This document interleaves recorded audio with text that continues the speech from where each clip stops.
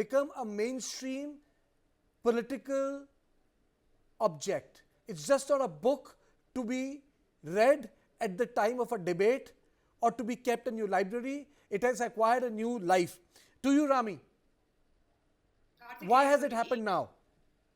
Good evening, Karthikeya. I agree largely with Ajit. I think he's made some great points. But, Karthikeya, got me 2 minutes.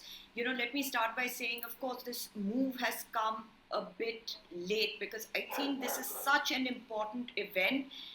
People should know the contours of it. People should know the impact of it. And let me say this, many of the youth in this country know that, an emergency happened, but really don't know or cannot imagine what it was like to have fundamental rights taken away from you, So I think, while it has come a bit late, it should have come earlier. I think this is a very important event for us to remember because if we don't remember our mistakes in history, we cannot prevent them from happening.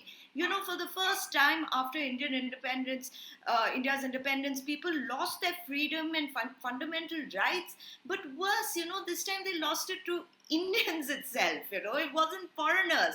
So therefore, if you're going to call it the darkest day, then let's talk about it. Let's chart it out. So, of course, I think this is a very important event. It's a very important political move as well. And the reason that it's a very important political move is because, this constitution khatre mein hai, Samvidhaan khatre mein hai, that we've been hearing throughout the elections, and we know that we are going to hear it for the next couple of years to come as well, has been turned on its head.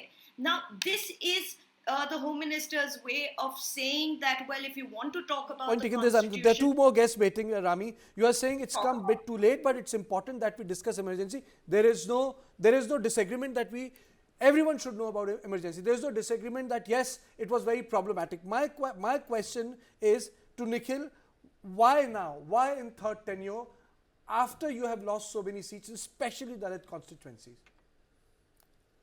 Karthikeya, even more telling, it's not just about the 10 years that the Modi government has been in power. It is also about the fact that you're declaring 25th June as a certain day on 12th of July.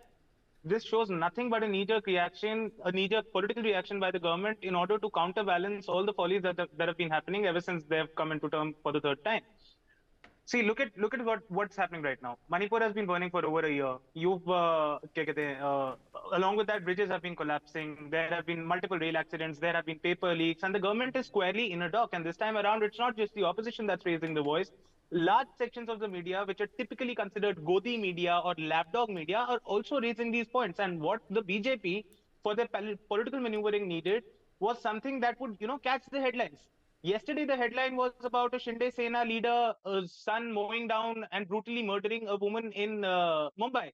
What do you do next? You bring something like this. Now, all the headlines of the Ram Mandir leaking, of the bridges collapsing, all of that will go away and would become a bitter political fight between the Congress and the BJP. And that is the classic diversionary tactic chapter of the BJP's or rather Modi's playbook.